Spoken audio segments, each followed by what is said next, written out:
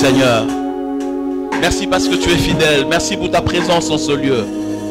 Merci parce que tu nous connais par nos noms. Et merci parce que tu nous as assemblés en ce lieu. Afin que nous te cherchions. Pas seulement que nous te cherchions, mais que nous te trouvions aussi. Car tu te révèles à ceux qui te cherchent.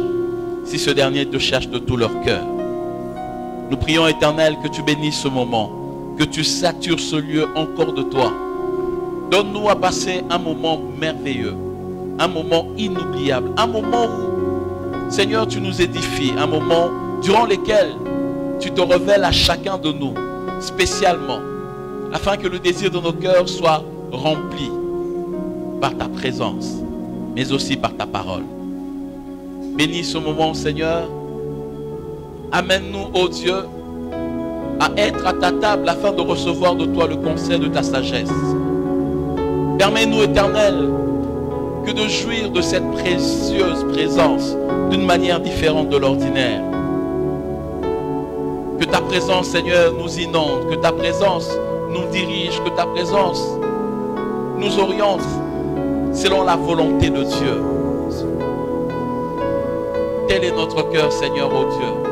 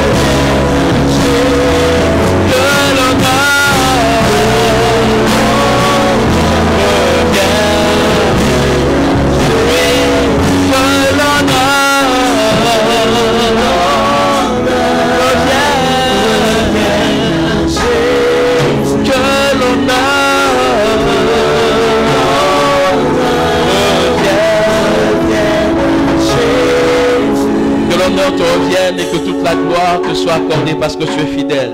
C'est dans le nom de Jésus que nous avons ainsi prié et nous disons Amen. Est-ce que tu peux acclamer le Seigneur là que tu es? Non, je disais, est-ce que tu peux bien acclamer Dieu là que tu es? Est-ce que tu peux bien acclamer le Seigneur là que tu es? Amen, amen, amen. Gloire à Dieu. Nous bénissons le Seigneur pour notre présence en ce lieu. Et nous n'allons pas attendre les autres, on va directement commencer. Mais avant de commencer, j'aimerais qu'on reçoive d'abord ceux qui vont nous apporter la parole de Dieu. C'est un privilège pour moi, un honneur, un grand honneur. J'étais en train de dire à ma femme, je veux vraiment que papa et maman soient là, vraiment à l'APJ, qui viennent aussi venir à l'APJ. Et c'était comme une prière que Dieu a exaucée. Et quand j'ai appris qu'ils étaient au pays, quand ils m'ont dit qu'ils étaient au pays, je n'ai pas hésité, j'ai dit, s'ils peuvent venir. On devait les avoir le samedi passé, mais Dieu a permis que ça ne soit pas le cas, mais que ce soit ce samedi. Alors j'aimerais vraiment rendre grâce à Dieu pour cela. Avant que nous laissions la parole à qui de droit qui va nous apporter la parole, j'aimerais d'abord que nous puissions recevoir papa et maman Kassongo. Alors qu'ils se tiennent debout, nous allons recevoir les deux hommes de Dieu. Merci beaucoup. Gloire à Dieu. Vous voyez, papa et maman sont pasteurs. Ça ne veut pas dire que maman est la femme du pasteur, elle est maman pasteur. Non. Maman est maman pasteur, mais elle est aussi pasteur. Donc on peut dire elle est maman pasteur et puis pasteur maman. Ah mais oui, non? Maman pasteur, mais pasteur maman. Donc le pasteur n'est pas seul comme pasteur. Maman pasteur est là aussi, pasteur maman. Et ils évoluent en Mauritanie. C'est là où j'étais la dernière fois. Quand je vous ai raconté l'histoire, j'ai dit, il faut qu'on aille faire un tour là-bas. Ah, c'est formidable. C'est formidable. Ici, nous, on ne sert pas Dieu. Là-bas, on sert Dieu sérieusement. Et je crois que leur présence ici, pour nous, est un signe très fort. Un signe très fort qui nous fait comprendre que le Seigneur aimerait que nous puissions être des missionnaires. Amen. La mission, nous ne le faisons pas seulement à Jérusalem, là où nous sommes, mais la mission, nous le faisons jusqu'aux extrémités de la terre. Ils ont accepté de laisser leur pays d'origine, qui est la RDC, pour arriver dans un endroit très hostile, un pays purement islamique, qu'on appelle la République islamique de Mauritanie, là où on peut vous arrêter si vous servez Dieu. Mais eux ont bravé ce défi et ils servent Dieu là-bas. Et il y a de l'impact dans le travail qu'ils font. En les fréquentant, j'ai découvert beaucoup de choses. Il faut aimer réellement le Seigneur. Amen. Il faut vraiment aimer le Seigneur. Quand je dis aimer le Seigneur, ce n'est pas seulement dans notre manière de nous comporter dans son œuvre, mais aussi dans notre manière de l'aimer particulièrement. Amen.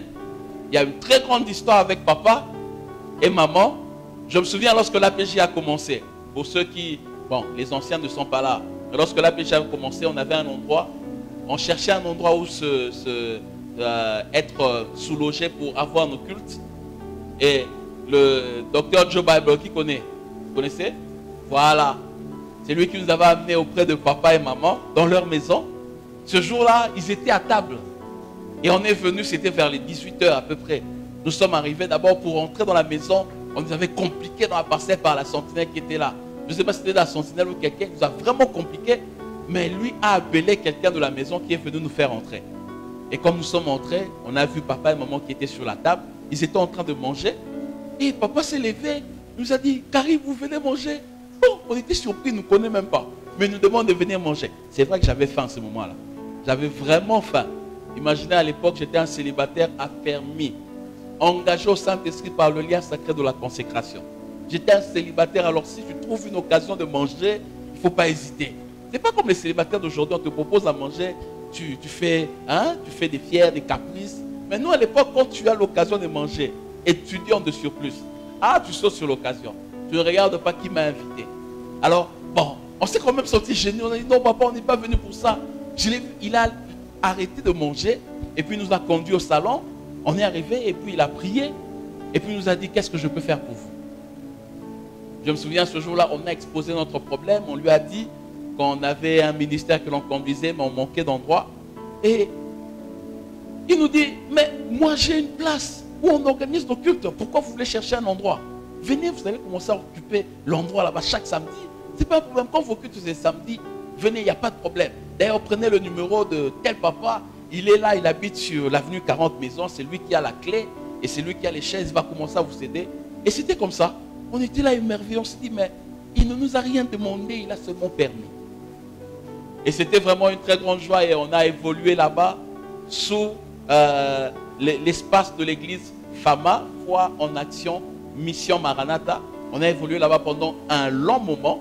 Et puis lorsque leur base devait être délocalisée parce que l'endroit était vendu, on a perdu toute trace. Et je me souviens, une fois, je vois seulement un numéro m'écrire « Bonjour, prophète ». Un numéro de la Mauritanie, je ne connaissais pas. Je réponds, papa se présente, mais je ne l'avais jamais su que c'était lui. Mais le jour où il m'a invité à venir en Mauritanie, quand il a fait l'affiche, j'ai vu le visage, je me suis dit, mais c'est papa Kaspouch. Je me suis dit, mais c'est pas possible. J'ai dit, non, je vais l'informer, je lui dirai que c'est moi. Je vais lui rappeler l'histoire. Quand on va se voir, je lui dirai pas ça au téléphone. Et quand on s'est vu, je lui ai rappelé, il ne se rappelait même pas de l'histoire. Je me suis dit, waouh. C'est pas comme nous, quand tu fais du bien à quelqu'un, tu gardes ça dans ton cœur, tu commences à rappeler. Moi, je t'ai fait du bien. Mais non, c'est pas ça. Il faut réellement aimer le Seigneur. Et je crois que la vie de ces deux hommes de Dieu, pour moi, c'est un modèle, un grand modèle. Et je prie Dieu que le Seigneur m'aide à devenir comme eux, dans cette manière d'aimer le Seigneur. Accepter de quitter toute ta famille pour être dans un endroit hostile et servir Dieu. Hein? La dernière fois, maman était même en train de dire à Gervais, frère Gervais, viens là-bas, en Mauritanie. Et maman plaisantait même, elle dit, il y a des belles sœurs là-bas. Oui, il y a des jolies sœurs. Viens. Tu vas trouver même une sœur là-bas, tu vas épouser une Mauritanienne. Et Gervais dans son cœur, il disait, on risque de m'arrêter. Mais c'est une interpellation pour nous et je crois que nous allons aimer le Seigneur. Alors que nous voulons recevoir la parole de Dieu, je crois que cette parole nous sera communiquée par papa. Pendant qu'il se tient debout et s'avance, nous acclamons le Seigneur à nos stylos et à nos blocs-notes, car nous allons écrire beaucoup de choses. Que Dieu vous bénisse.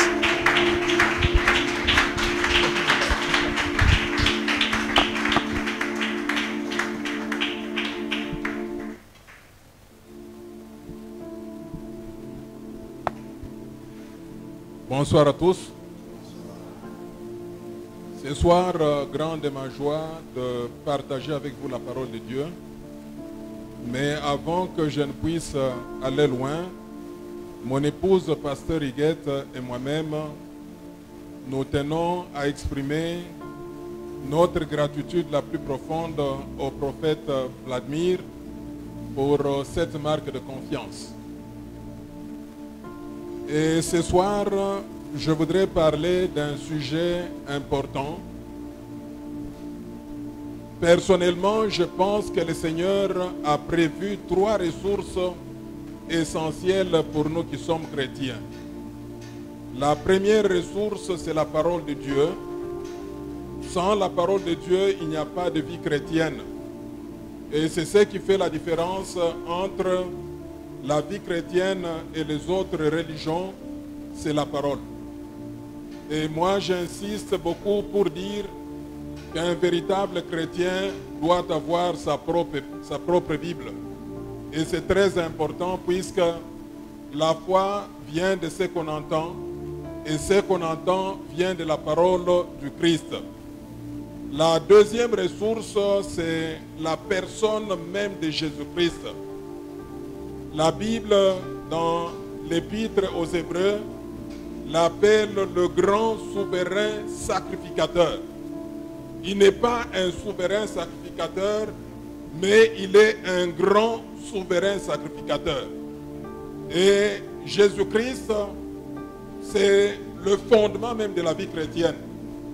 Paul dit que j'ai posé un fondement solide. Et pour l'apôtre Paul, ce fondement solide, c'est Jésus-Christ. C'est-à-dire que la vie chrétienne que nous sommes en train de mener est fondée sur la personne de Jésus-Christ.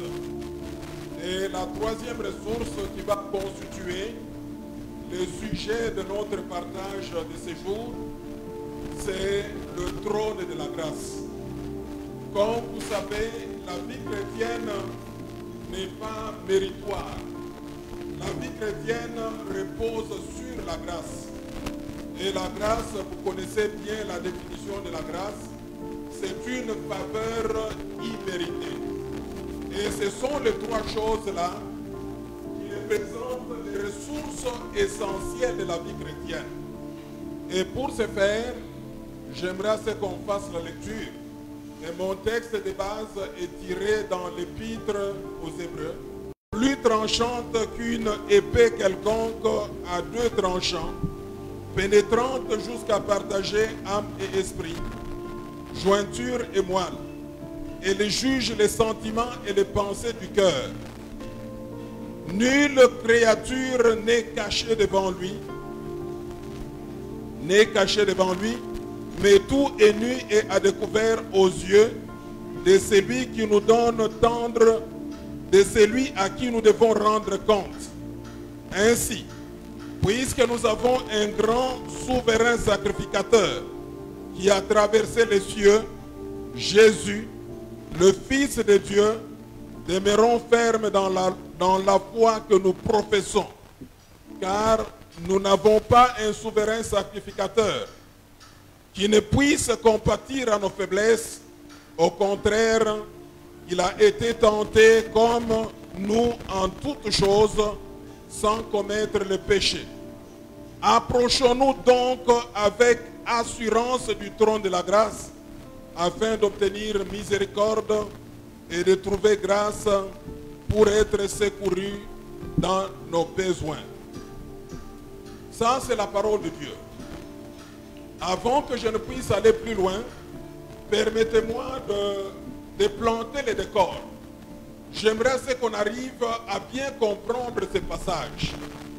Vous savez que dans les principes de l'interprétation de la Bible, il y a un principe important qui dit ceci: un verset sorti de son contexte devient un prétexte. Raison pour laquelle j'aimerais qu'on comprenne le contexte de cette portion d'écriture. Premièrement, j'aimerais commencer par l'auteur.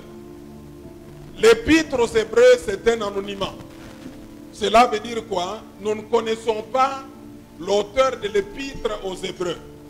Ce n'est pas Paul, ce n'est pas Pierre, ce n'est pas Jacques. Nous ne connaissons pas l'auteur de l'épître aux Hébreux. C'est un anonymat. C'est-à-dire la personne n'a pas donné son nom. La personne ne s'était pas présentée. Mais il y a quelques indications. Je ne dis pas des évidences, mais quelques indications qui nous amènent à croire que la personne devrait être un juif. Puisque quand il écrit, il est en train de dire que Dieu, après avoir parlé à nos pères, et là nous croyons qu'il s'agit d'un juif, puisque dans les textes, il s'adresse à des chrétiens d'origine juive. Il s'adresse à ces chrétiens-là. Mais l'important, ce n'est pas de connaître le nom de la personne. L'important, c'est de pouvoir tirer avantage de ce qu'il a écrit. Tirer avantage de ce qu'il a écrit, c'est ce qui est important. Alors, qu'est-ce qui se passe dans l'épître aux Hébreux? Dans l'épître aux Hébreux, nous sommes en face d'une catégorie de chrétiens qui, à un certain moment, sont en train de relâcher. Vous savez, la vie chrétienne, c'est un processus. La vie chrétienne, c'est un cheminement. On avance, mais à un certain moment, on peut se fatiguer et on commence à lâcher.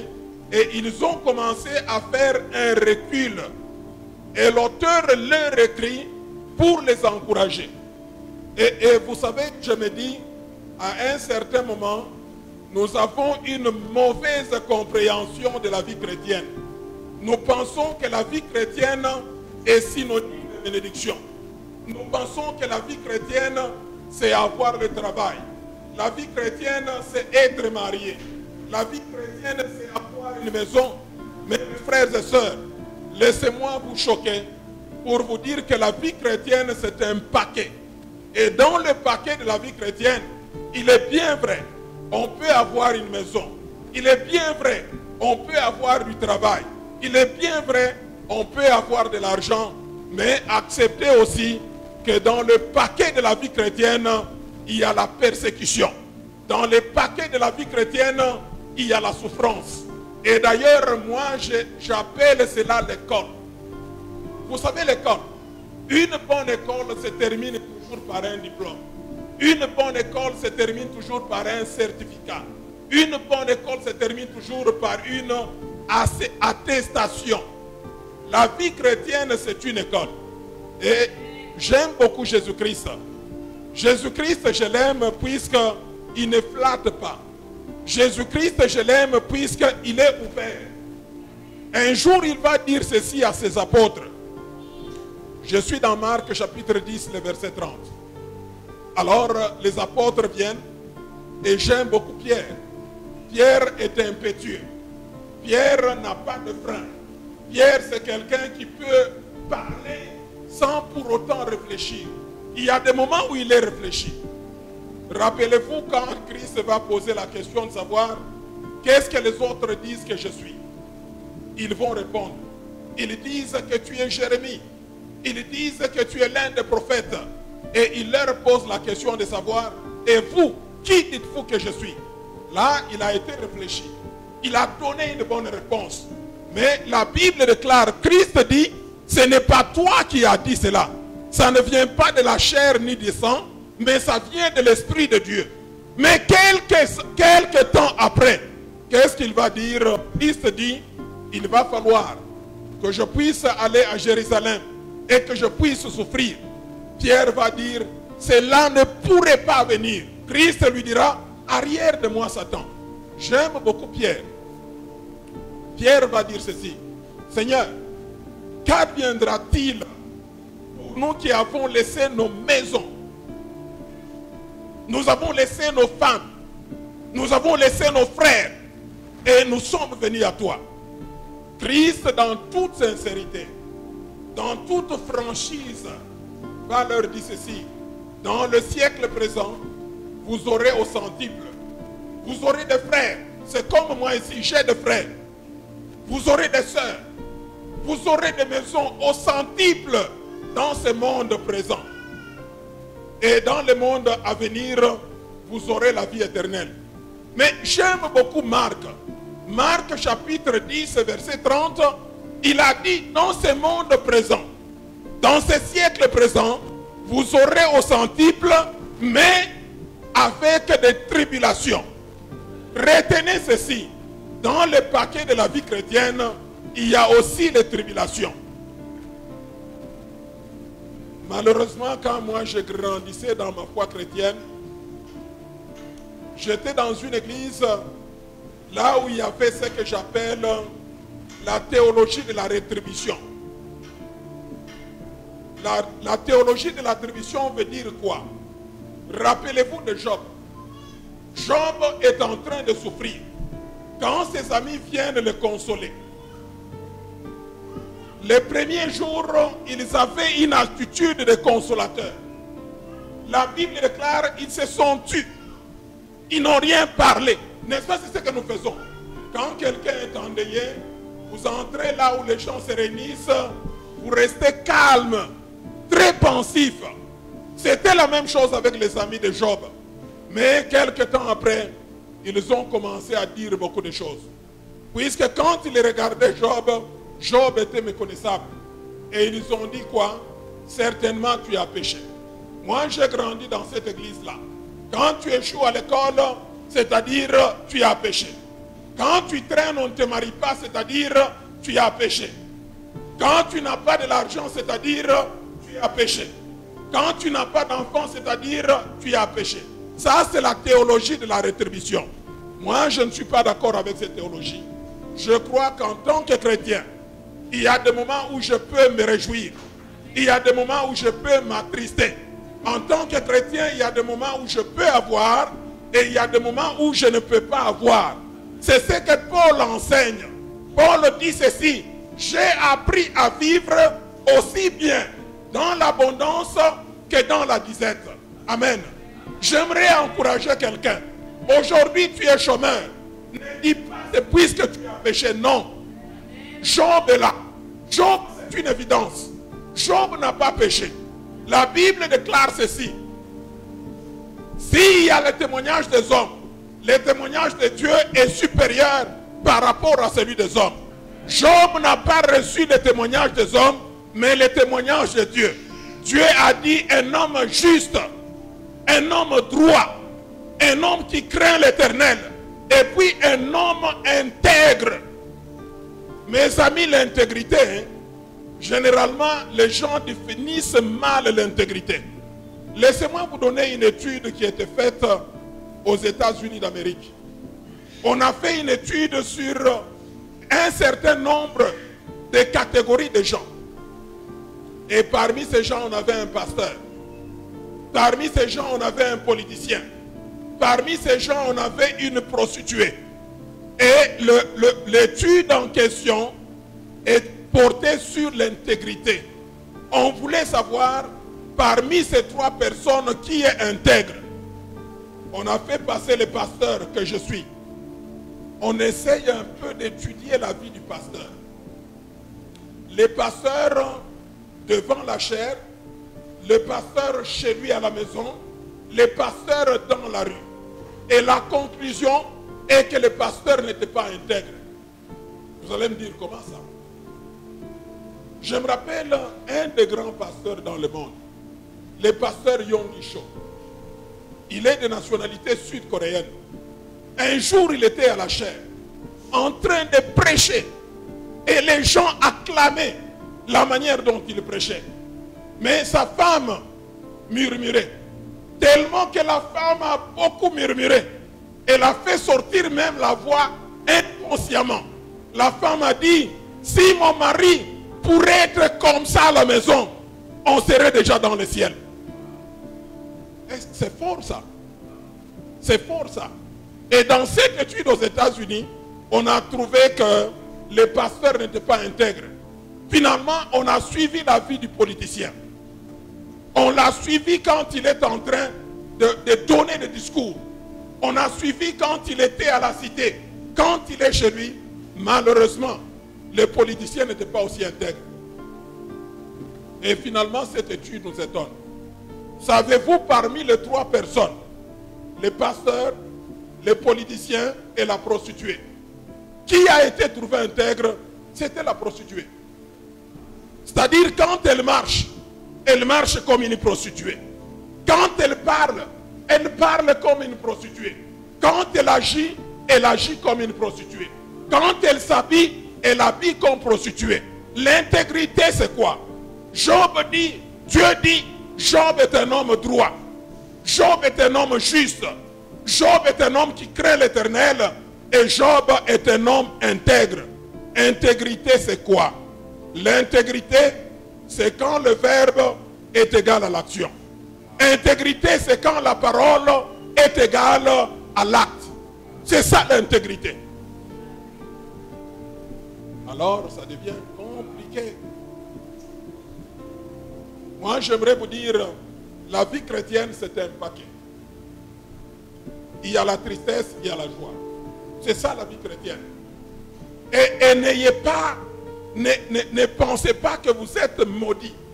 Ne pensez-vous pas que vous êtes dans le péché lorsque vous arrivez à souffrir. La souffrance, c'est une école. Lorsque nous passons par la souffrance, Dieu est en train de nous tailler. Dieu est en train de nous émonder. J'aime beaucoup dans Jean, évangile de Jésus, selon Jean chapitre 15, quand il parle que je suis la vigne. Et il est en train de dire qu'il est en train d'émonder. Émonder, l'émondage, c'est une technique agricole. C'est-à-dire quoi? L'émondage, si vous avez dans votre parcelle, il y a un arbre qui a beaucoup de branches, qui devient grand, mais qui ne produit pas beaucoup. Si vous voulez que cet arbre puisse produire, il faut faire l'émondage.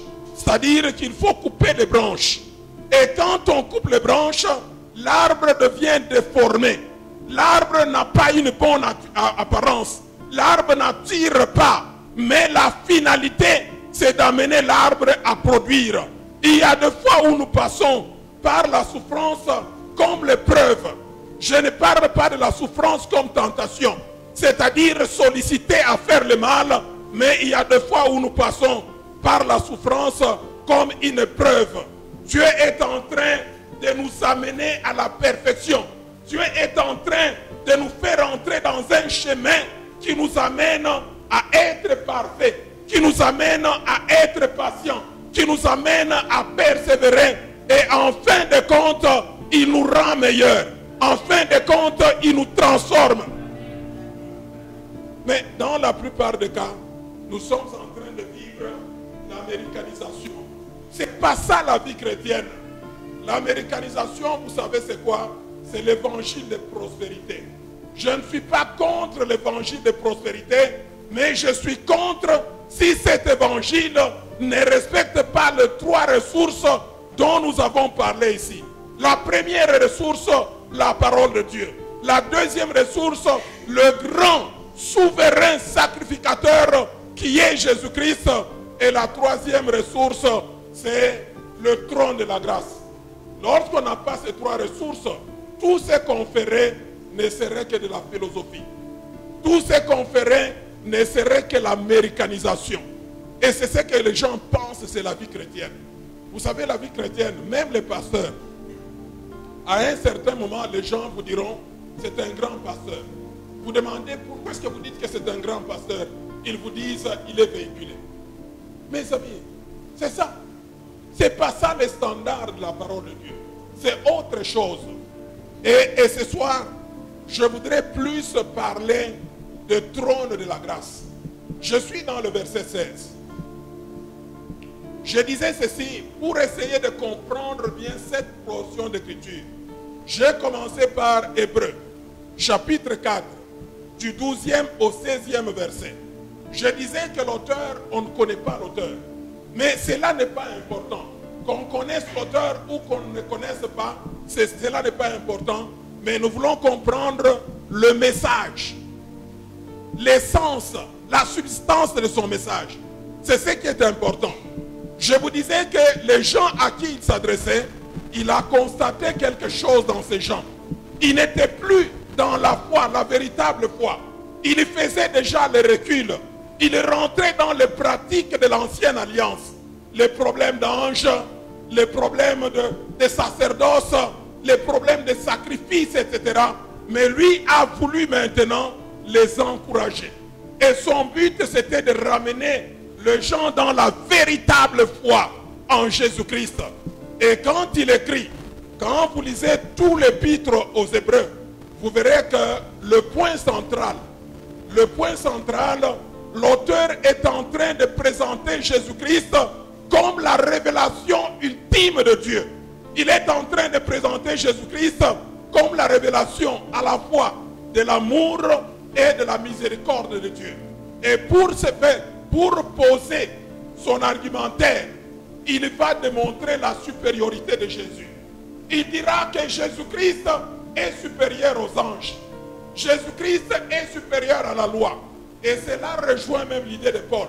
Paul disait que la loi nous ramène vers Jésus-Christ. Et quand il écrit aux Galates, Paul est en train de dire que la loi, c'est un pédagogue. Et Jésus-Christ, c'est le maître. Il y a une différence. Malheureusement, le français n'est pas si riche comme on le pense. En grec, quand on dit pédagogue, pédagogue, c'est-à-dire c'est la personne qui tient à la main l'enfant pour l'amener à l'école. C'est comme le matin. Le matin, qu'est-ce que font les parents? Un parent tient l'enfant à la main et il l'amène à l'école. Le fait de tenir l'enfant à la main et l'amener à l'école, cette personne-là, on l'appelle pédagogue. Et c'est ce que Paul est en train de dire dans Galates, que la loi n'est pas la finalité. La finalité, c'est Jésus-Christ. La loi, c'est un pédagogue qui avait pour mission de nous amener vers le grand maître. Et le grand maître, c'est Jésus. Et Paul l'épître, c'est lui qui écrit l'épître aux Hébreux, il est en train de dire que Jésus est supérieur aux anges. Puisque les anges, ce sont des esprits. Les anges, ce sont des envoyés. Dieu les envoie et ils sont au service de ceux-là qui sont destinés au salut. C'est ça les anges. Mais Jésus-Christ, lui, il est supérieur aux anges. Jésus-Christ est supérieur à la loi. Et il va très loin. Comme il s'adressait aux chrétiens d'origine juive, il va dire que Jésus-Christ est supérieur à Moïse. Et là, pour les Juifs, ça ne passe pas facilement. Ça ne passe pas facilement. Puisque pour eux, la personne vedette, c'est Moïse. Mais, sachez que Moïse n'était qu'un homme. Et d'ailleurs, si nous analysons Moïse, il est bien vrai, Dieu déclare que sur la face de la terre, personne n'est plus patient que Moïse. Ça, c'est vrai. Mais à un certain moment, nous remarquons certaines faiblesses de Moïse. Dieu lui dit, Moïse, adresse-toi au rocher et l'eau sortira. Moïse, qu'est-ce qu'il a fait? Il a frappé. Il était colérique. Et l'auteur dit que Jésus-Christ est supérieur à la promesse que Moïse avait faite. Canaan. Moïse a promis Canaan, mais lui, Jésus-Christ, nous promet le ciel. Et il va plus loin pour dire Jésus-Christ est supérieur au sacerdoce d'Aaron. Il est supérieur. Puisque Aaron comme sacrificateur et les autres souverains sacrificateurs, ils entraient une fois dans le lieu saint et ils devraient premièrement offrir un sacrifice pour lui-même et un sacrifice pour le peuple.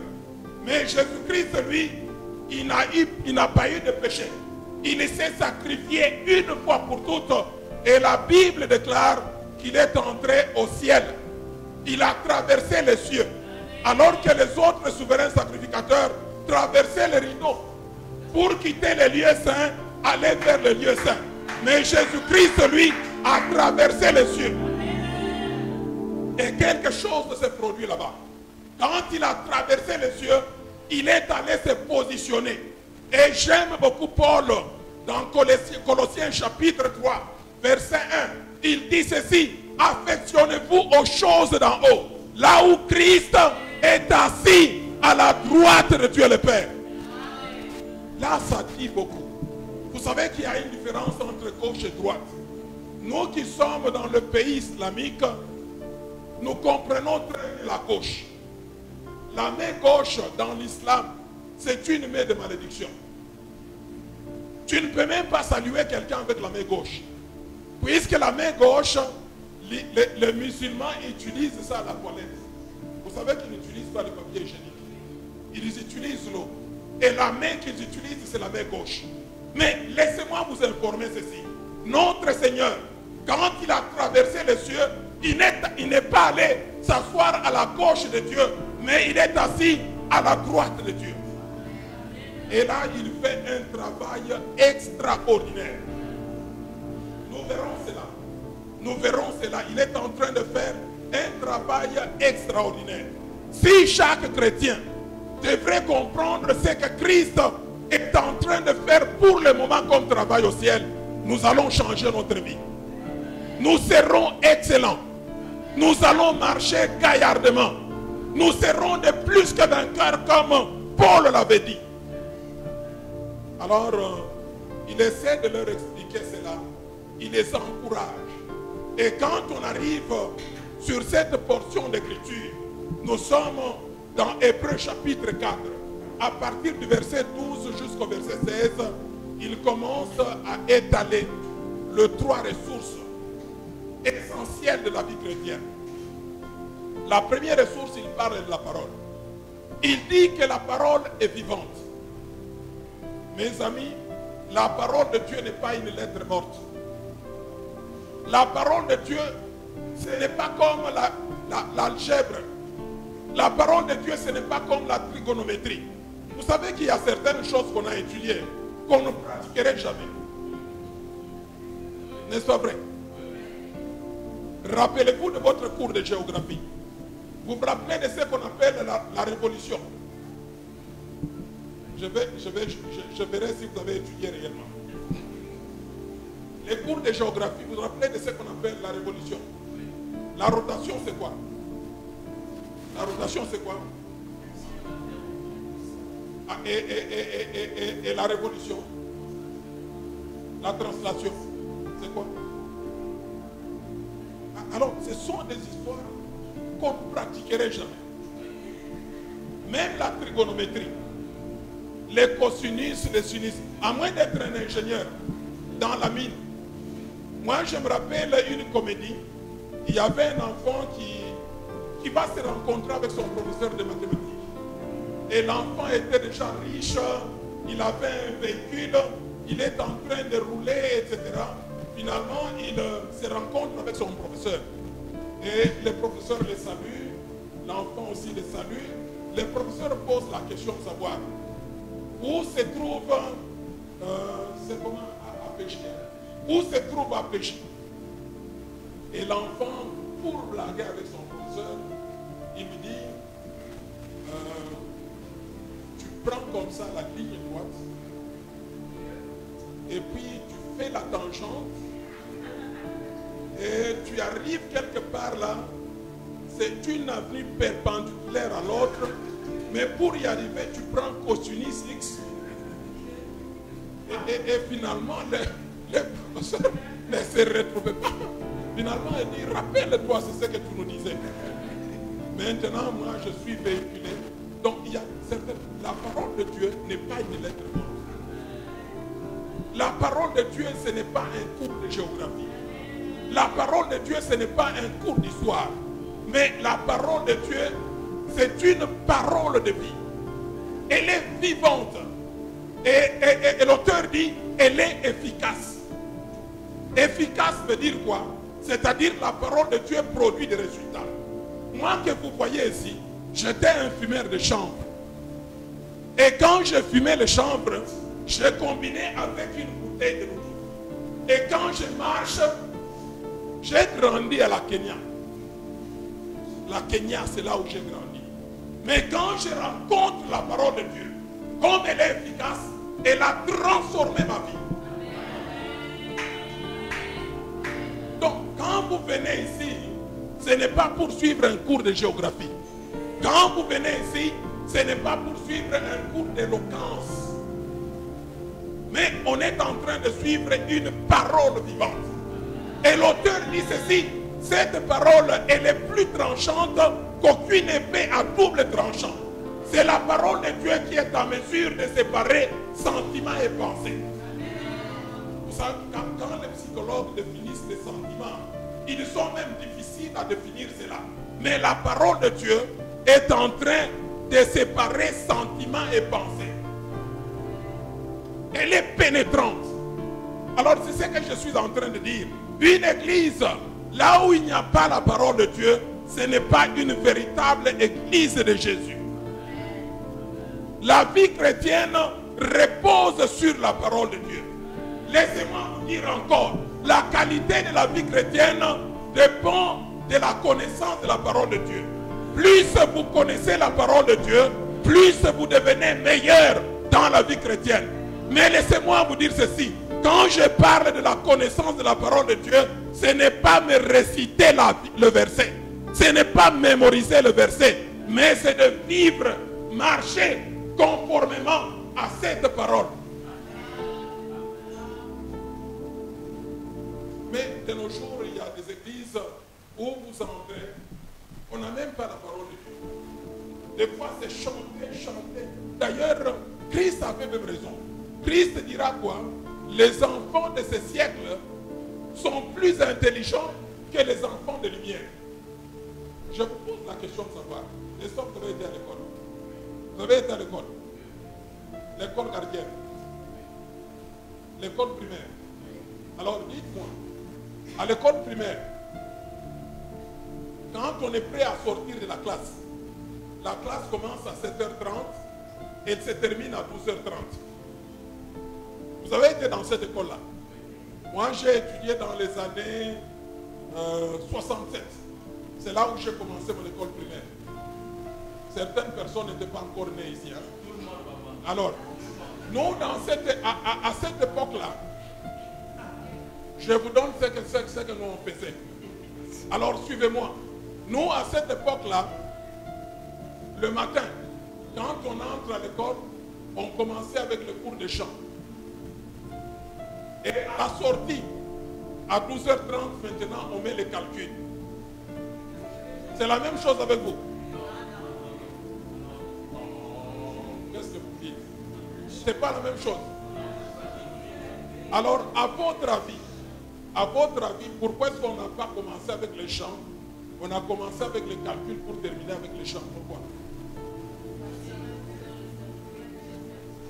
Alors, mais dans l'église, qu'est-ce que nous faisons? On commence avec quoi? Et on termine avec quoi? Comprenez la pensée de Dieu.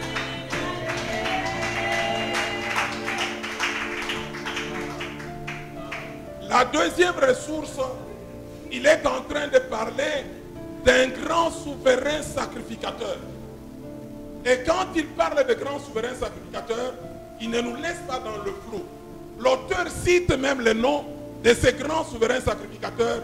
Il dit Jésus-Christ. Mes amis, la vie chrétienne sans Jésus-Christ n'existe pas.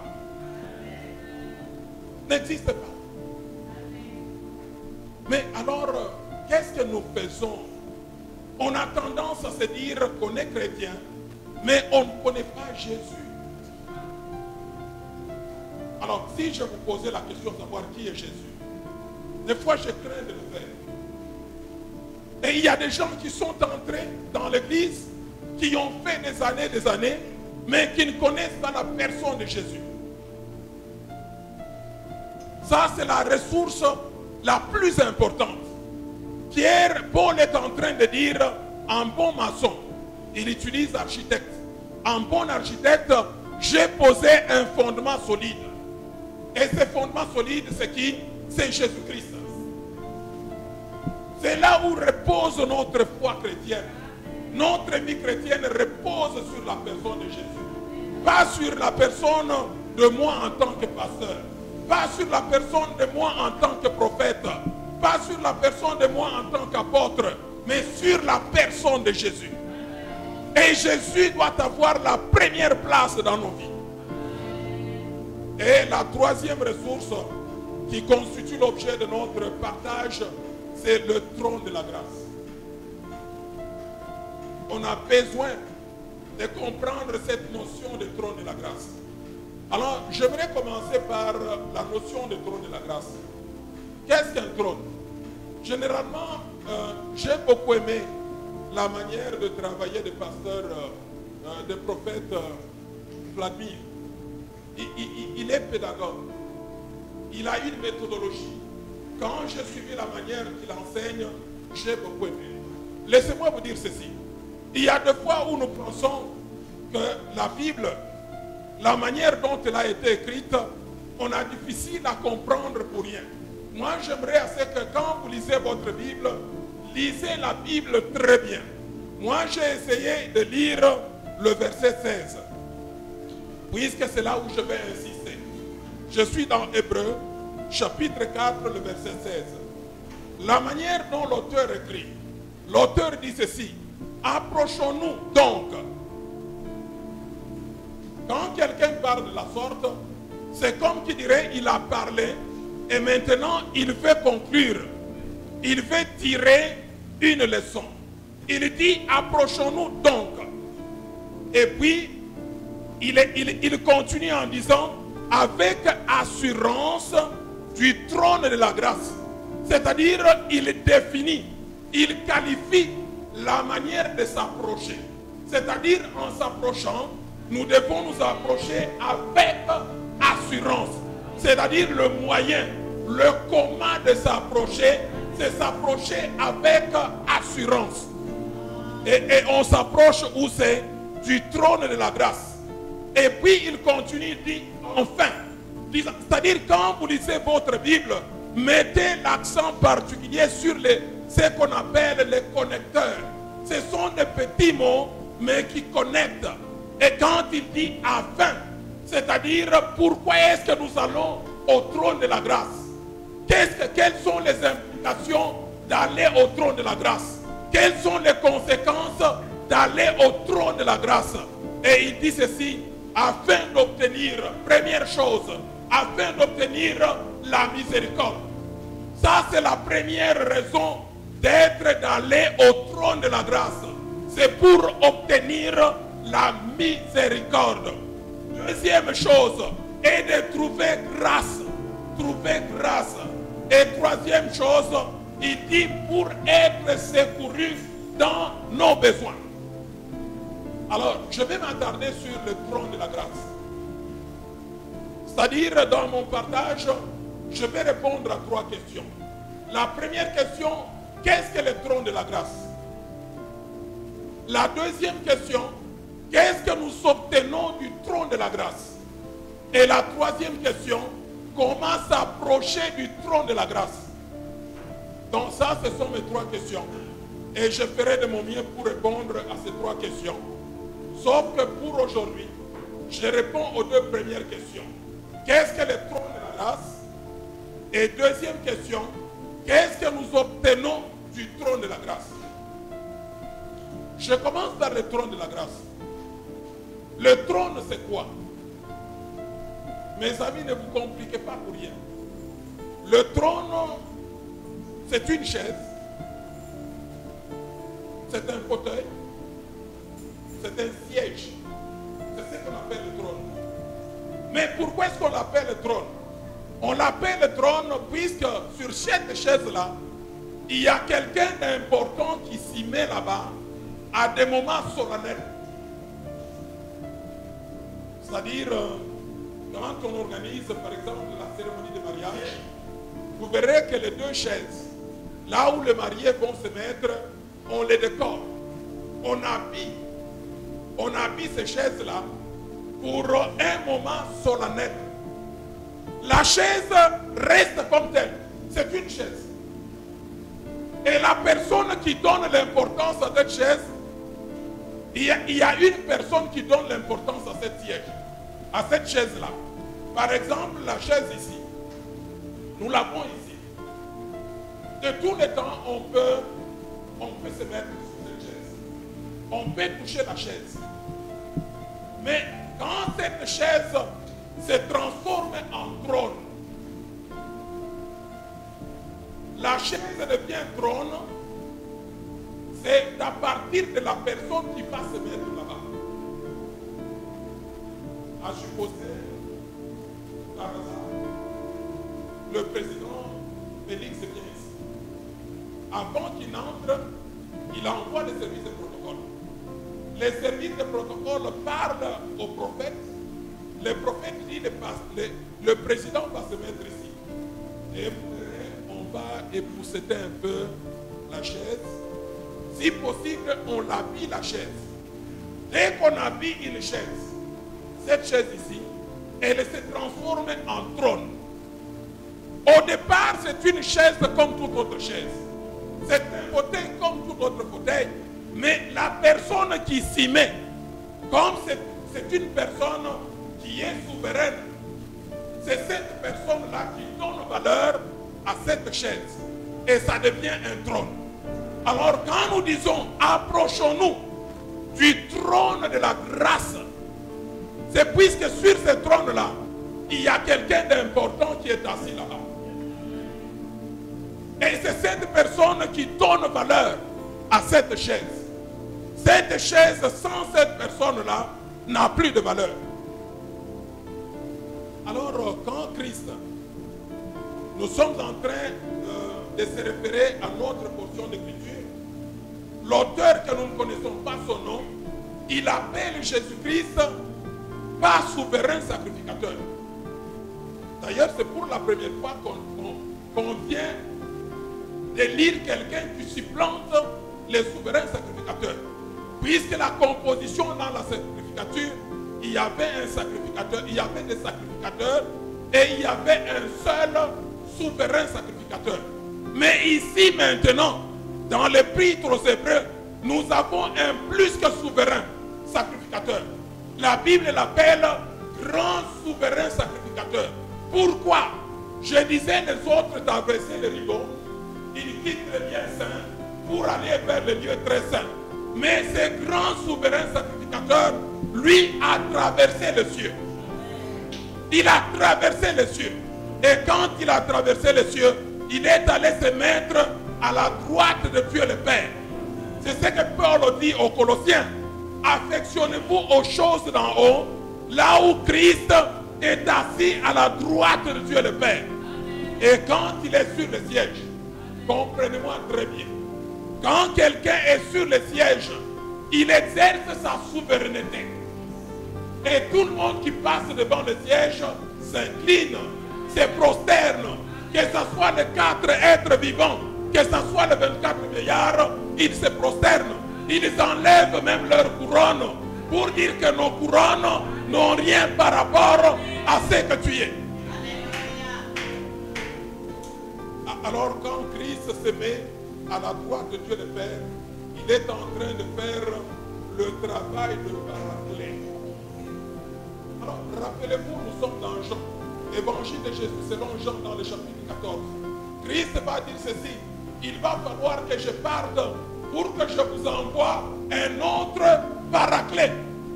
Ce n'est pas par hasard qu'il aurait dit un autre paraclet, puisque lui-même était paraclet. Tellement que le français n'est pas riche, on a tendance à parler de consolateur. Laissez-moi vous dire que le Saint-Esprit n'est pas un consolateur. Il est un paraclet. Un paraclet veut dire quoi? Un paraclet veut dire quelqu'un qui assiste. Un paraclet veut dire quelqu'un qui aide. Un paraclet veut dire quelqu'un qui assiste. Un paraclet veut dire un intercesseur. Un paraclet veut dire un avocat. Un paraclet veut dire un consolateur. Des fois, les traducteurs ne nous ont pas aidés. La tendance de dire que le Saint-Esprit est un consolateur, nous comprenons que le consolateur n'intervient que quand tu es endeuillé. N'est-ce pas ça? Nos consolations, même les dunia de passion. Je ne sais pas comment Dieu va l'acquérir. Nous allons consoler la personne. Mais laissez-moi vous dire que le Saint-Esprit, c'est un autre paraclet. Mais Jésus-Christ, en disant un autre paraclet, c'est-à-dire que lui-même est l'un des paraclets. Le mot paraclet, il est fort. Comme les prophètes aiment beaucoup les langues d'origine de la Bible, paraclétos. Ça a failli nous créer un problème en Mauritanie. Nous sommes en République islamique de Mauritanie. Nous avons une église secrète. Il est interdit d'avoir une église en Mauritanie. Et il y a ce qu'on appelle la loi de l'apostasie. Quand un Mauritanien devient chrétien, il est frappé par la loi d'apostasie. Il est punissable de mort puisqu'il a changé de religion. Et nous passons en direct sur Facebook.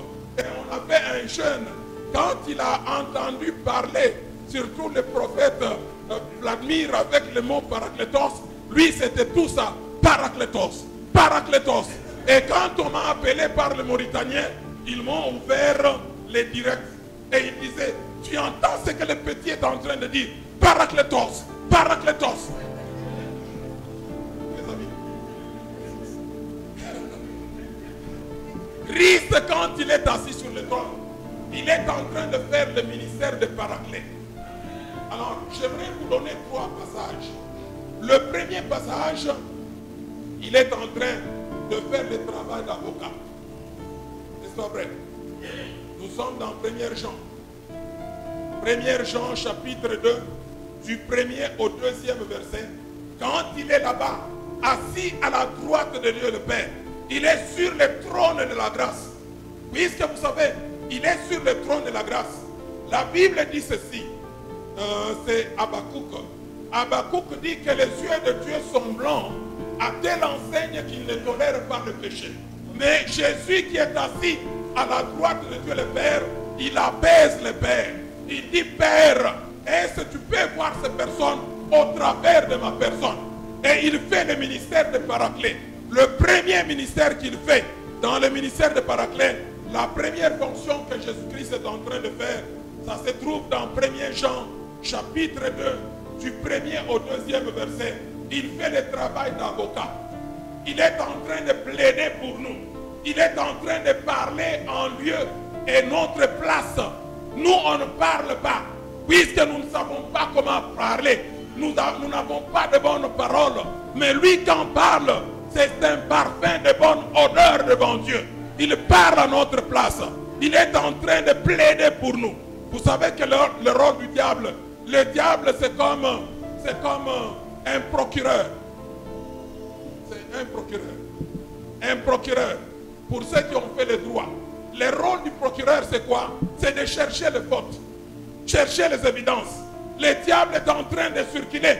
Rappelez-vous du temps de Job. Dieu lui dit, d'où tu viens? Et le diable, qu'est-ce qu'il a dit? J'étais en train de me promener sur la surface de la terre, en train de chercher. Le diable signifie accusateur. Il est en train de nous accuser. Il est un procureur en train de chercher où est-ce que tu as commis la faute. Et quand il amène cela, sache, n'oublie pas cela. Retiens cela dans ton cœur. Tu as quelqu'un qui fait le ministère de Paraclet. Et la première fonction qu'il fait, il est ton avocat. Il plaide pour toi. Tu ne vas même pas te présenter. C'est pour cela que Christ lui-même a dit, quand on vous amène devant le tribunal, ne cherchez pas ce que vous allez dire, mais le Saint-Esprit parlera à votre place. Deuxième rôle, fonction qu'il fait comme dans ce ministère de Paraclet, il intercède. Je suis dans Romains chapitre 8, verset 34. Il est en train d'intercéder pour nous. C'est-à-dire prier en notre faveur. Vous savez qu'il y a certaines personnes qui ne prient même pas beaucoup. Et ils s'étonnent que les choses marchent très bien. Laisse-moi te dire, les choses marchent très bien. Ce n'est pas que tu sois sage. Ce n'est pas que tu sois intelligent. Ce n'est pas que tu sois organisé. Mais il y a quelqu'un qui intercède pour toi. Jésus-Christ de Nazareth. Le problème qui est là, c'est à toi d'entrer en lui. Quand tu entres en lui, maintenant tout ce qu'il fait va réussir et se verra pour ton compte. Il est en train d'intercéder.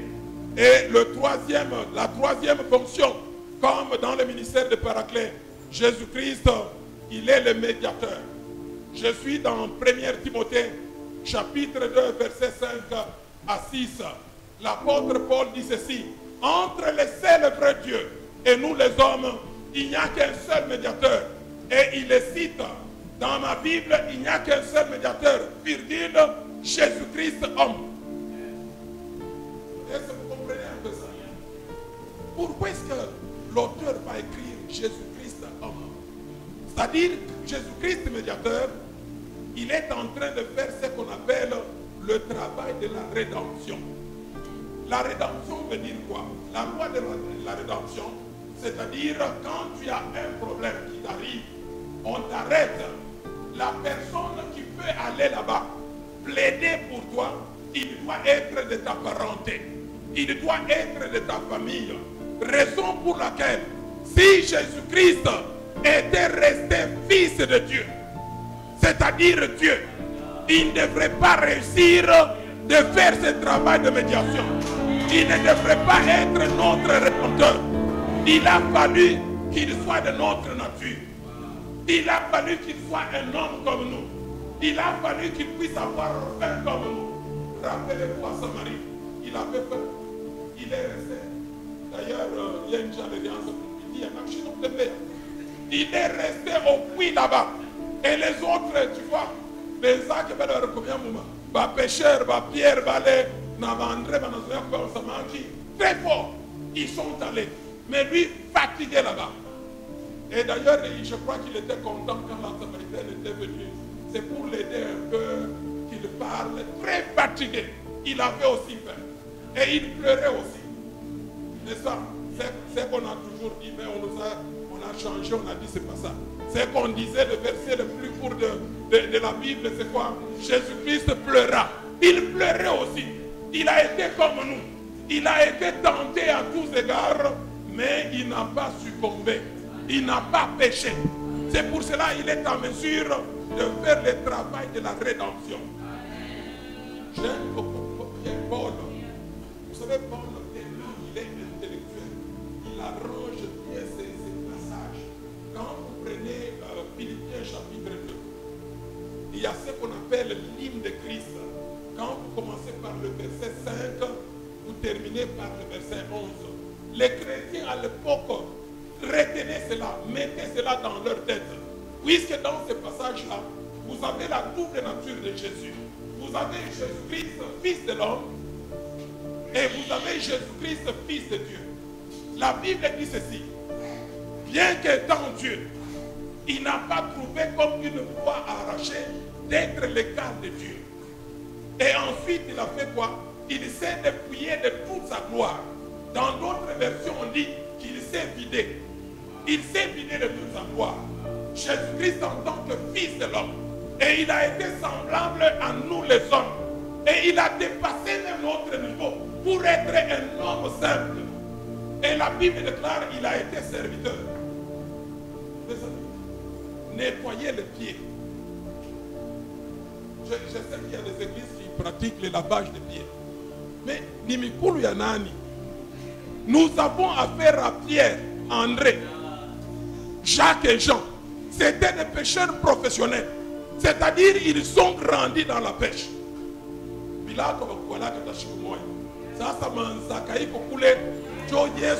Non. Les gens ne comprennent pas ce que Jésus-Christ a fait. Il a été un homme simple. Il a été serviteur. Et quoi? Il s'est humilié. L'humiliation veut dire quoi? L'humiliation, ce n'est pas la timidité. L'humilité, ce n'est pas la timidité. Il y a certaines personnes, il n'est pas. Même pour passer ici, moi j'étais timide. Avant que je ne sois chrétien. Nilikuwa timide moya, haina na mama, haina na njini. Hata mvua ya sasa ni pale, mimi satoka. Mimi naanza kuangalia kwa fenêtre s'il n'y a pas de gens. Pasteur, dès que je remarque qu'il n'y a pas de gens, je sors en courant. Quelle timidité! La timidité n'est pas synonyme de l'humilité. L'humilité, c'est autre chose. On a eu un masquine, orgueilleux, masquine. Orgueilleux, masquine. La timidité, c'est quoi? La timidité, c'est lorsque je considère les autres comme étant supérieurs à moi. C'est un problème de volonté. Jésus-Christ s'est humilié. Jésus-Christ, il a été obéissant. Il a obéi jusqu'à la mort sur la croix de Golgotha. Ça, c'est Jésus-Christ, le Fils de l'homme. C'est ce qu'on appelle l'humiliation de Jésus. Mais la deuxième partie maintenant, c'est Jésus-Christ, Fils de Dieu. Et la Bible dit ceci à partir du verset 9. À cause de tout cela, c'est-à-dire ce qui a précédé, ce que j'ai cité, il n'a pas voulu être l'égal de Dieu. Il s'est dépouillé de toute sa gloire.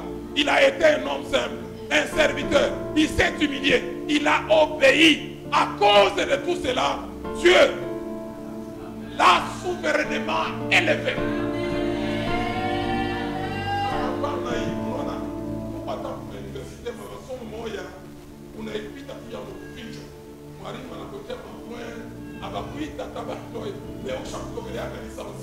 Mais c'est qu'on parle souverainement élevé, c'est-à-dire au-dessus et au vu de tout le monde. Dieu l'a souverainement élevé. Il lui a donné un nom qui est au-dessus de tous les noms. Donnez-moi un nom. Je vais comparer à Jésus. Vous me donnez Moussé Kabila. Il est déjà décédé, vous mausolez. Vous prenez Tshisekedi Mulumba, enterré. Vous prenez Lumumba, enterré. Prenez Joseph Kabila, il n'est plus président, il est sénateur. D'ailleurs, je me pose, il n'existe même pas de sénateur de vie, puisqu'il est mortel, il est mortel.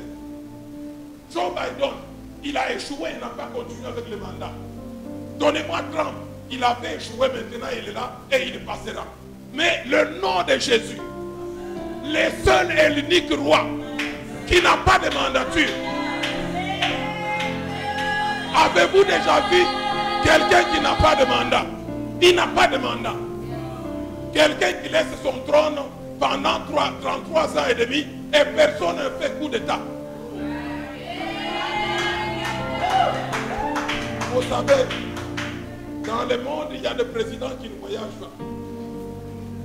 Pas seulement dans le monde, même dans des compagnies. Il y a des chefs qui ne partent pas en congé. Vous savez pourquoi? Ils ne partent pas en congé. Mais Christ Jésus, lui, il a laissé son trône pendant 33 ans et demi. Et le trône est resté intact. Celui-là qui intronise et qui détrône. Il est le Shiloh qui devrait venir. Le sceptre de commandement, le bâton de commandement restera toujours entre ses mains. Personne ne pourra le remplacer.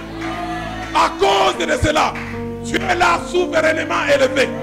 Il lui a donné un nom qui est au-dessus de tous les noms. Dans les ciels, sur la terre et sous la terre, tout genou fléchira devant lui. Et toute bouche va confesser qu'il est Seigneur à la gloire de Dieu le Père.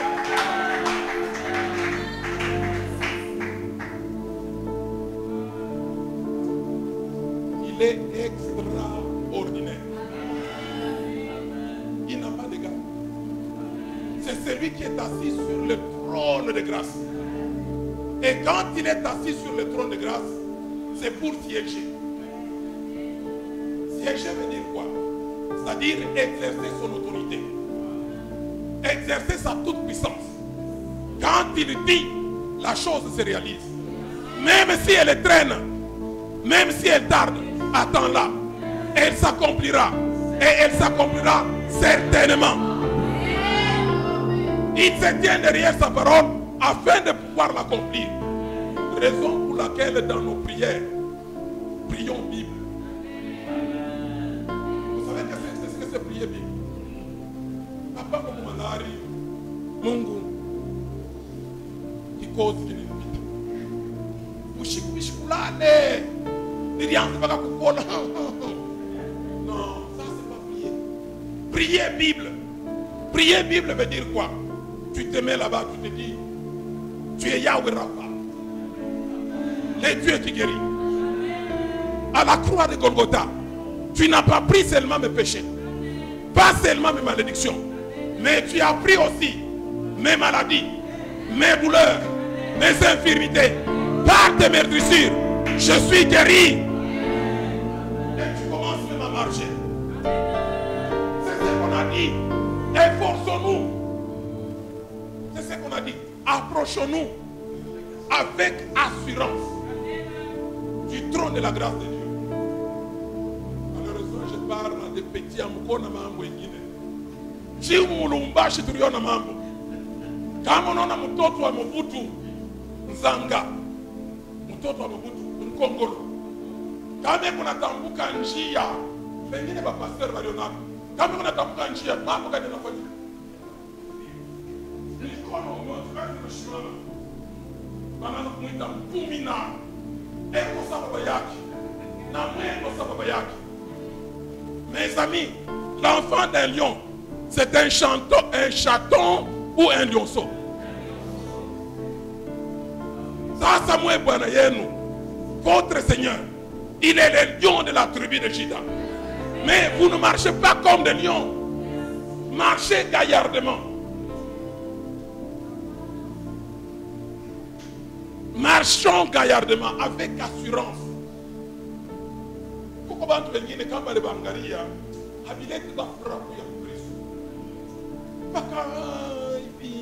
il n'a pas choisi de Kwangaria. Mais un jour j'étais au Tchad.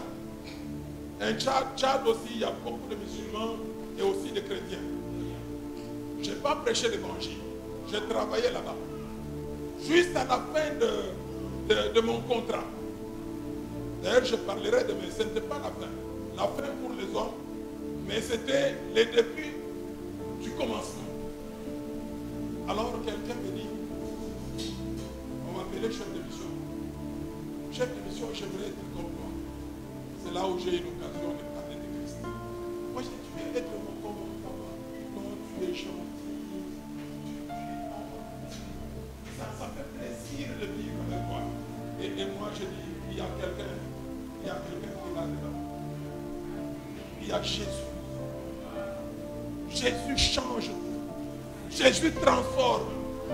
Mes amis, il est grand temps que nous puissions présenter de Jésus.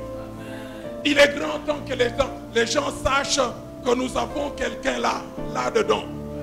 Alors, laissez-moi vous parler brièvement de 3 retombées quand on s'approche du trône de grâce.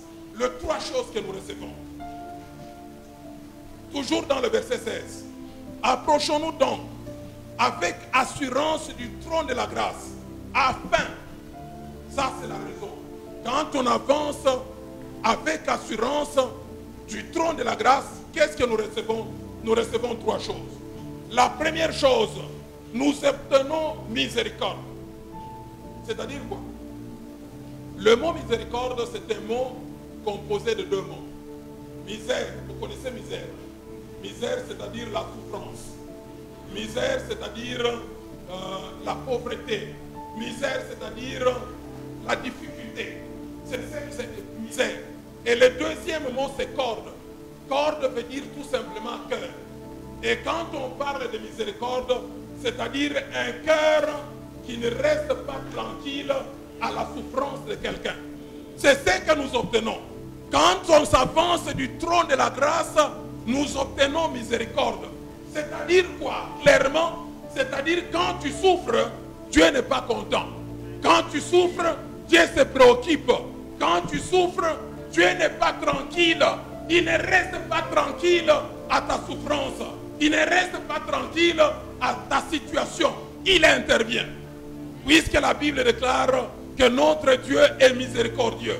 La Bible dit qu'il est lent à la colère et riche en bonté. Et la Bible déclare que chaque jour, chaque matin, il renouvelle ses bontés, ses compassions, ses miséricordes à notre endroit.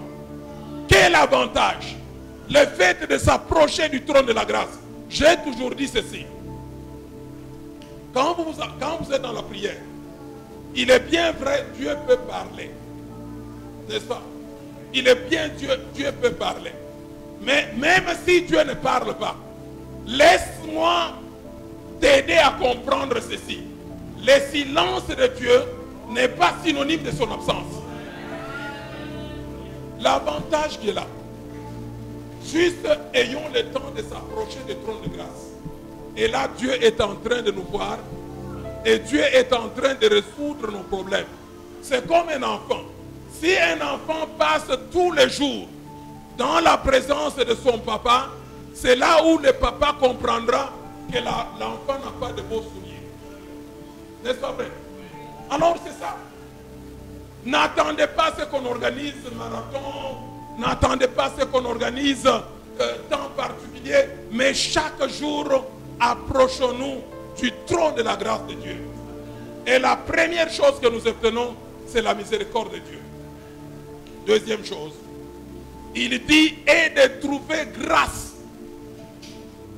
Alors, beaucoup de gens, chez moi en Mauritanie, on a essayé à faire comprendre d'une manière simple ce que c'est la grâce. La grâce, c'est quoi? Prenez le cas de Joseph dans la Bible. Vous connaissez Joseph était de quelle nationalité? Juif. Alors, il se retrouve en Égypte. C'est-à-dire il est étranger de ça. Comment est-ce qu'il est entré dans ce pays-là? Il est entré avec quel statut? Esclave. Et domestique dans la maison de Potiphar. Et puis par après, il est qui? Il est en prison. C'est-à-dire prisonnier. Alors quand vous prenez, à l'époque, l'Égypte est une grande puissance. L'Égypte est comme les États-Unis à l'époque. Vous savez, maintenant quand on parle de grande puissance, on parle des États-Unis. Et puis quand on ajoute d'autres pays, aussi là ça marche bien. Il y a l'Allemagne, il y a la France, Brésil aussi est compté, etc. Mais à l'époque, c'est l'Égypte qui dirigeait tout. L'Égypte avait les universités. L'Égypte avait la science, la géométrie. Raison pour laquelle il faisait des pyramides. Et la Bible même dit que Moïse, lui, a été éduqué dans toutes les sciences de l'Égypte. Et éduqué à être un administrateur. Et c'est dans ces pays-là où les choses sont bien organisées. Il y a la constitution. Voyez même nous les pays, le Congo, un petit pays là, il y a la constitution. Quand il y a élection, on a commencé de père et de mère. Alors là, dans ce pays-là, vous avez un Joseph. Il n'est pas égyptien. Vous avez un Joseph qui est entré comme esclave. Vous avez un Joseph, quand vous lisez son CV, il est domestique dans la maison de Potiphar. Et quand vous prenez maintenant ce qu'on appelle attestation de bonne vie et mœurs, il est prisonnier. Mais, curieusement, il se retrouve Premier ministre. C'est ça la grâce. La grâce, c'est-à-dire quoi? Occuper un poste sans pour autant répondre aux exigences du poste. C'est ça la grâce. En tout cas, moi j'ai vécu ça. Moi j'ai travaillé dans une organisation internationale. Quand j'étais au Congo, qu'on appelait Vision Mondiale. À l'époque, Vision Mondiale, c'était plus que la GECAMINE. Puisque la GECAMINE était par terre. Et SNCC était par terre. Alors, quand j'entre là-bas, je suis entré d'abord comme caissier. Alors que moi, je n'avais pas fait les études commerciales. Je n'avais pas fait les études. J'ai fait la sociologie. Alors, j'arrive là-bas. On était dans une semaine de prière. Raison pour laquelle je vous dis, mes amis, ayons le temps de prier chaque jour. On était dans une semaine de prière et on cherchait des gens à la Vision Mondiale. On cherchait un caissier et un secrétaire. Et j'ai pris une sœur et un frère qui priaient avec moi dans la ligue pour la lecture de la Bible. Je les ai amenés là-bas puisque je connaissais l'adresse de la Vision Mondiale. Arrivé là-bas, le directeur administratif me dit ceci. Qu'est-ce que vous êtes venu faire? Et j'ai pris la parole. Je ne sais pas, comme j'étais responsable de ce groupe-là, je viens amener mon frère et ma soeur qui viennent poster. Il entre dans le bureau. Au lieu de sortir avec 2 formulaires, il sort avec 3 formulaires. Mes amis, la grâce c'est quoi? C'est avoir un travail sans écrire une demande d'emploi. Alors, je suis là, il amène 3 documents. Je lui dis non, moi je ne suis pas concerné. Tu t'es trompé. Le monsieur dit non, pas aussi remplir. Et j'ai rempli. Et les jours de test, moi qui ai fait la sociologie, je me suis retrouvé avec ceux-là qui ont fait les sciences économiques, les sciences commerciales. Je me suis retrouvé là-bas. C'est-à-dire, je ne répondais pas aux exigences. Et on a fait les tests. Le paraclet. Le paraclet, il n'est pas seulement un consolateur. Il est assistant. Il est aide. Il est avocat. Il est plaideur. Il est intercesseur. Et quand il est intervenu, on rentre le jour suivant. J'étais le premier. J'ai battu tout le monde. J'entre là-bas. Alors, suivez très bien mon histoire. Là, je peux écrire beaucoup de choses. Alors, j'arrive dans cette organisation comme caissier. C'est un poste inférieur. Un caissier. Mais, rendez-vous compte qu'en tant qu'un caissier, on avait un directeur américain. Et on avait des grands directeurs que vous connaissez. On avait le prophète, le docteur Kawata. Il était notre directeur administratif. On avait le pasteur Georges Kazadi. Il était directeur financier.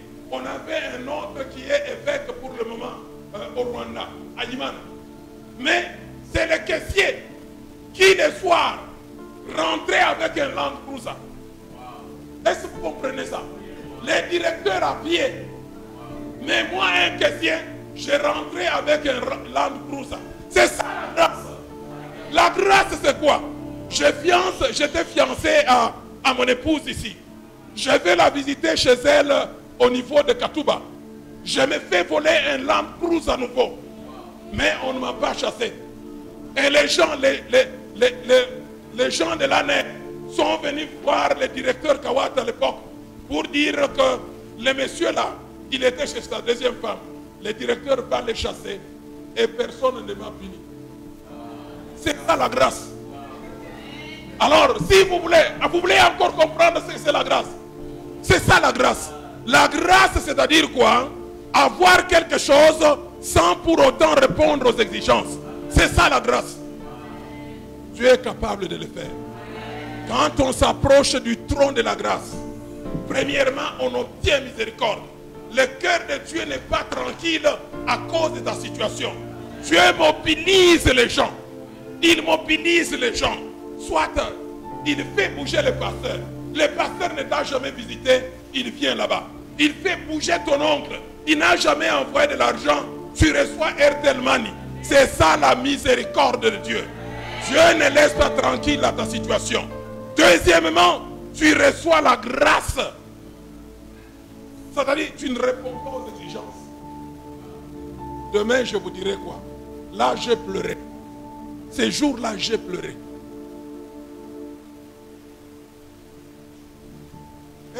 Pensez-vous que c'est possible d'avoir 3 postes le même jour? C'est possible. 3 postes. Alors, maintenant, j'ai commencé à fuir. À fuir tous ces gens-là, puisque je ne savais pas répondre. Les gens m'ont révélé même leurs secrets. Les salaires qu'on a mis là-bas, c'est provisoire. On va te donner, nous on reçoit beaucoup d'argent du gouvernement hollandais. La grâce. Alors, je termine avec la 3e chose. Pour être secouru dans nos besoins, mes amis, lorsqu'on s'approche du trône de la grâce de Dieu, Dieu intervient. Nous avons les secours de Dieu dans nos besoins. Puisque nous savons qu'il s'appelle Yahweh Jireh. Jéhovah Jireh. C'est ce qu'il a dit dans Philippiens. Paul le dit dans Philippiens 4, 19. J'aime beaucoup Paul. Il s'approprie de Dieu.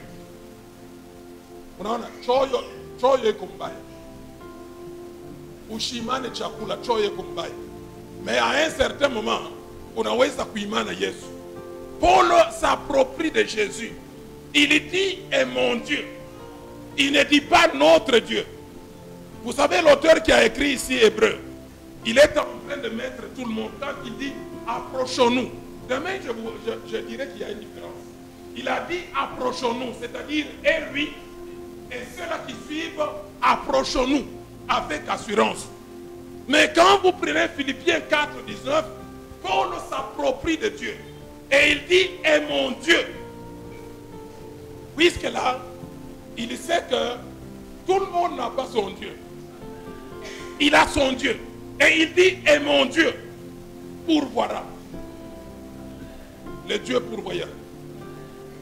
Mes amis, nous avons un Dieu pourvoyeur. J'ai toujours dit que c'est vrai qu'à Lubumbashi, on a des supermarchés. Mais laissez-moi vous dire, au ciel là-bas, il y a des grands espaces. Il y a des grands supermarchés. Et c'est possible de faire tomber les choses là-bas. Israël a fait. Israël a ramassé la manne. Les cailles. Vous allez dire que c'est de l'histoire passée. Mais laissez-moi vous dire, Osborne, un jour il est en train de prier pour la campagne. Et l'argent est tombé dans sa maison. Si c'était là-bas, on dirait que quelqu'un a introduit. Mais c'était au milieu de son salon. Même si les gens disent que la manne ne tombera pas. Mais moi je suis de ceux-là qui croient que la manne peut tomber. Dieu ne change pas. Il est le même hier, aujourd'hui, éternellement. L'apôtre Paul dit ceci, et mon Dieu pourvoira à vos besoins selon sa richesse, puisque l'or et l'argent lui appartiennent. Et magnifiquement dans le nom de Jésus. Le nom de Jésus, c'est un plaideur pour nous. Que Dieu bénisse sa parole. Amen.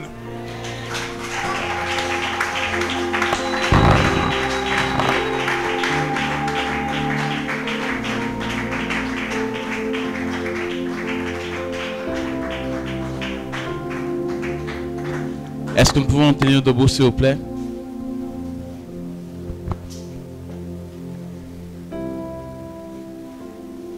Waouh, j'aimerais que nous puissions prier conformément à tout ce que nous avons reçu. J'aimerais que tu dises à Dieu en ce jour, Père, reconnecte-moi aux 3 ressources qui forment la force de l'Église.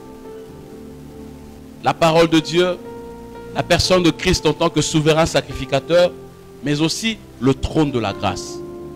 Reconnecte-moi à ces choses. Si autrefois, j'ai perdu l'évidence de ces 3 réalités, reconnecte-moi à ces choses. Est-ce que tu peux élever ta voix et commencer à parler à Dieu? Dis à Dieu, donne-moi encore le goût d'aimer ta parole. Donne-moi le goût d'aimer ta parole, de chercher à découvrir encore en profondeur ta parole. Élève ta voix là que tu es. Commence à parler à Dieu. Commence à parler à Dieu.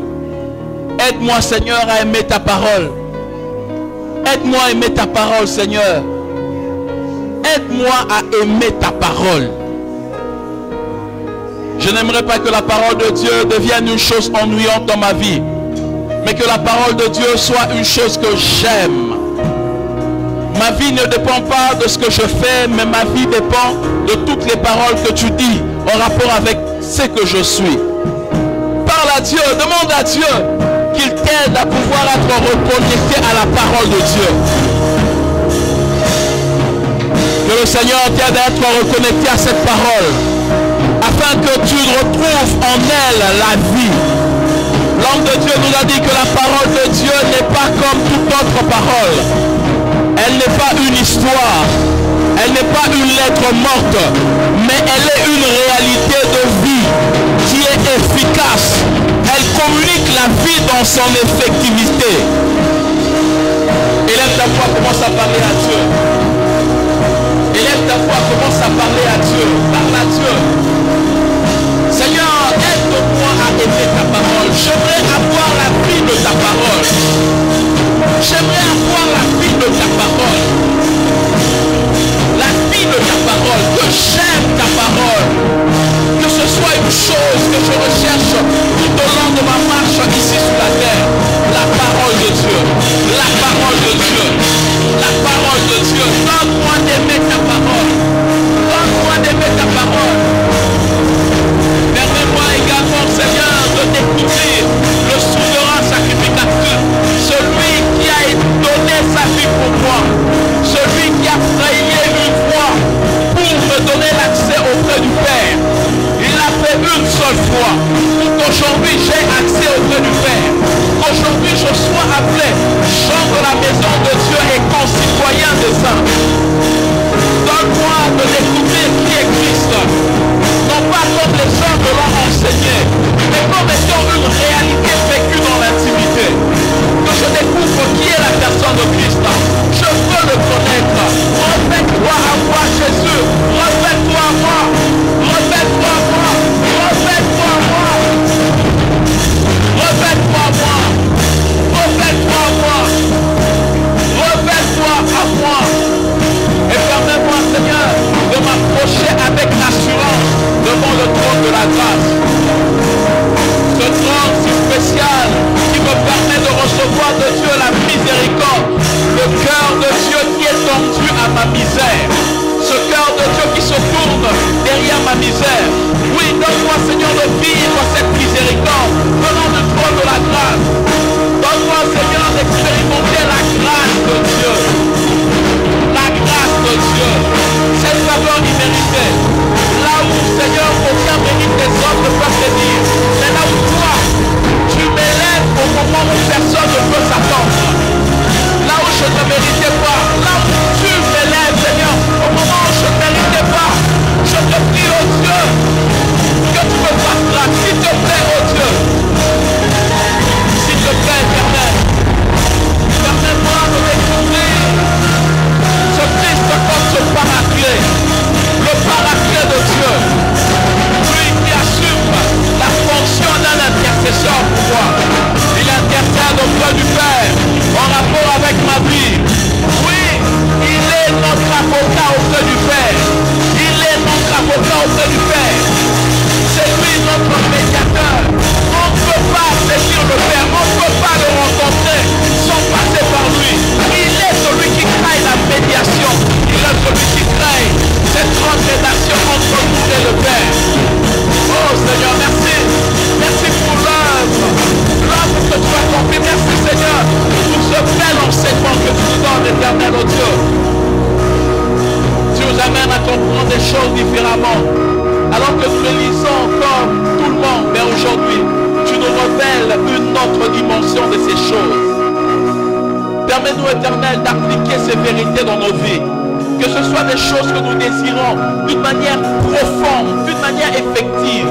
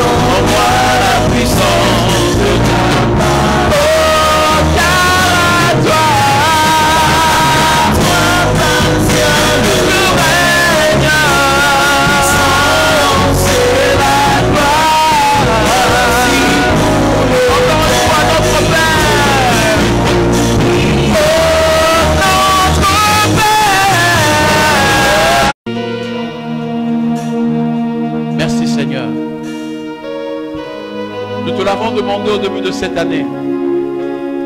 Que tu nous amènes à l'excellence. Et même à l'excellence de ta parole. Et lentement mais sûrement, tu nous fais grandir dans la compréhension de ta parole. Nous voulons, Seigneur, que tu nous aides. Aide-nous, Seigneur, qu'en cette année, nous soyons excellents. Non pas dans l'accumulation des choses que nous entendons, mais dans la mise en pratique de la qualité de la parole que tu nous donnes. Merci pour ce beau message. Merci pour cet enseignement. Seigneur, qu'il apporte encore un plus en nous et qu'il nous amène à réfléchir encore davantage sur ces choses que nous avons reçues. Afin que ce... Amen. Waouh. Qui a été béni? Qui a été béni? Hey, vous avez senti, papa, hein? Vous sentez comment ça coule, hein? Waouh.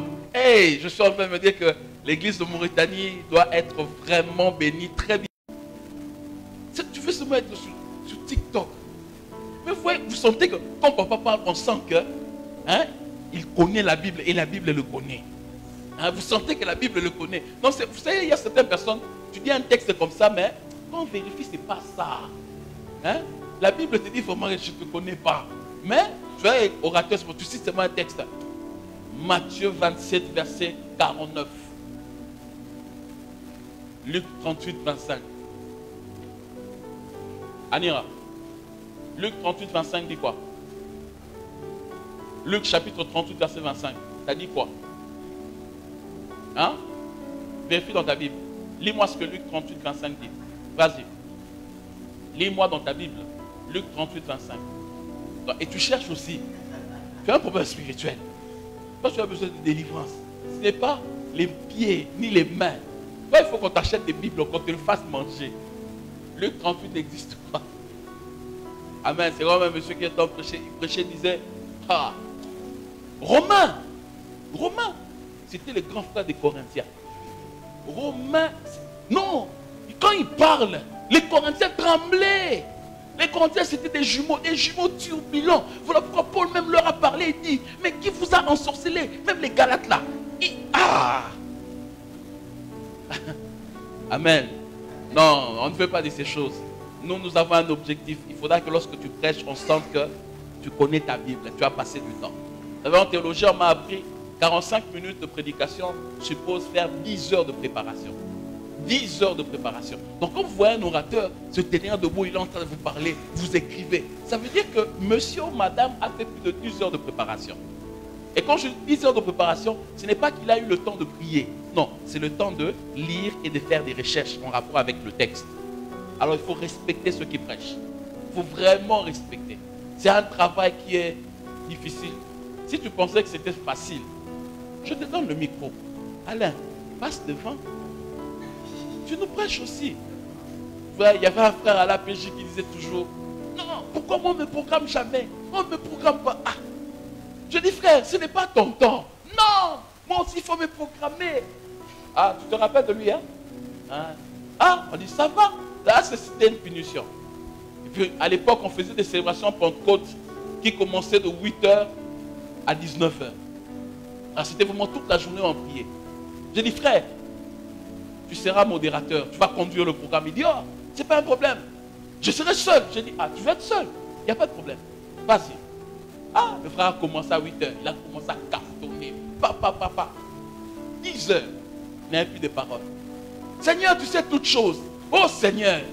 Seigneur, tu sais toutes choses. Modérateur, tu ne sais plus rien dire. Seigneur, oh, je t'ai béni. Là maintenant, il commence à chercher le prédicateur. Moi aussi, je baisse la tête. Seigneur, après un mot tellement qu'il ne savait plus rien dire, il est seulement allé se mettre lui-même. Pour laisser place que le modérateur. J'ai dit, on ne va pas monter, frère. Rentre. Et puis à la fin, tu sais ce qu'il a dit?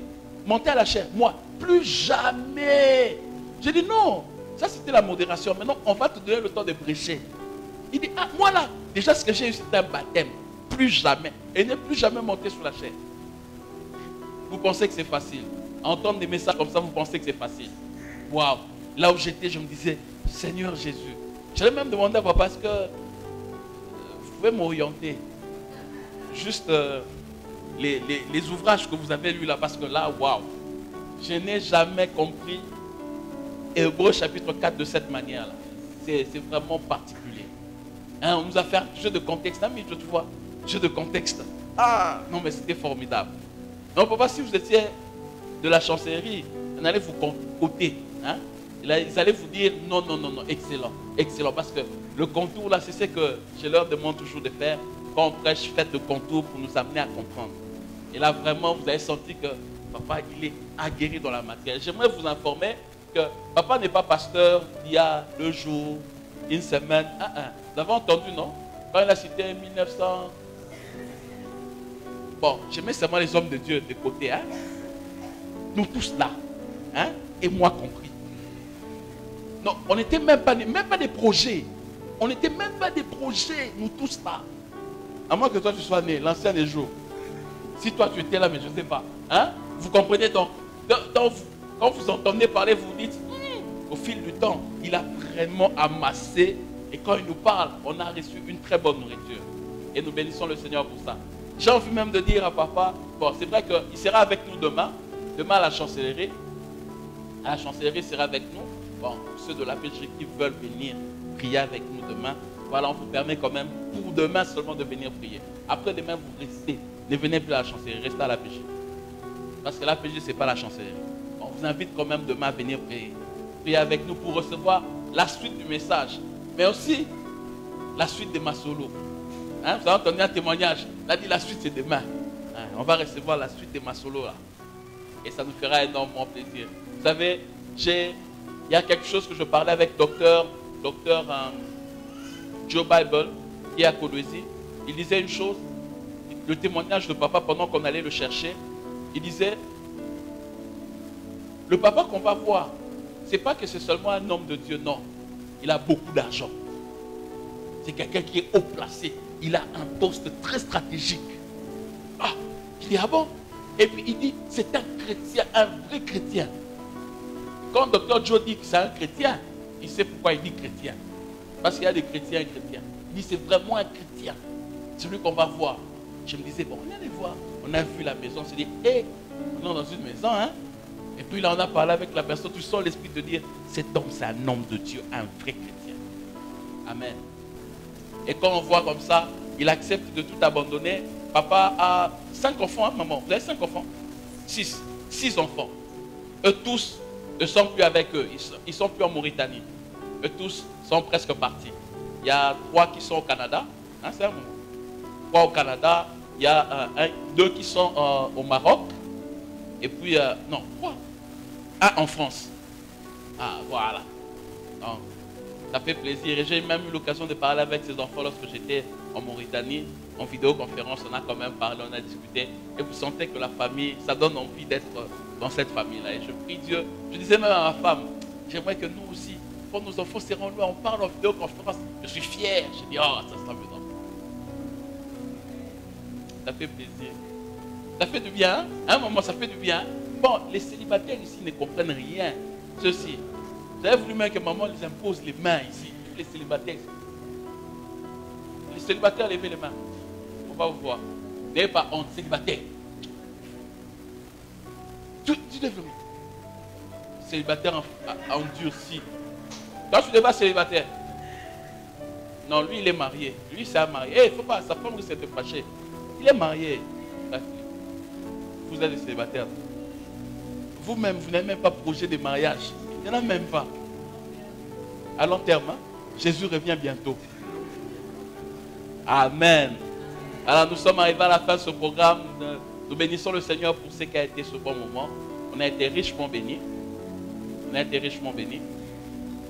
Alors, nous voulons prendre aussi l'occasion de recevoir 2 hommes de Dieu que nous connaissons très bien et qui nous font toujours du bien lorsqu'ils sont là, en présentiel. Je crois que ce ne sont plus des personnes à présenter à l'APJ parce que nous les connaissons et nous les aimons beaucoup. N'est-ce pas, non? Voilà. J'aimerais que nous puissions recevoir le prophète Marc et le pasteur Billy alors qu'ils se tiennent debout. Nous acclamons d'ailleurs pour les recevoir. Merci énormément, papa, pour votre présence. Il y a papa Marc qui m'a appelé ce matin pour me dire, j'ai vu l'affiche Je me suis dit, Seigneur, j'avais même oublié de dire à Papa Marc qu'on avait reçu un invité. Et j'ai vraiment aimé qu'il vienne et s'associer à nous pour passer ces bons moments dans la présence de Dieu. Je crois que le Seigneur permettra que dans les jours qui viennent, on ait encore un autre programme. On a un programme au mois de mars, n'est-ce pas, non? Vous vous rappelez? On aura 15 jours de prière. 15 jours de prière, nous allons prier seulement pour notre pays. On va prier pour notre pays. Vous savez, tout ce qui se passe dans le pays, il n'y a rien à redire. Hein? Vous avez coupé? Il faut couper, non? Je suis encore jeune.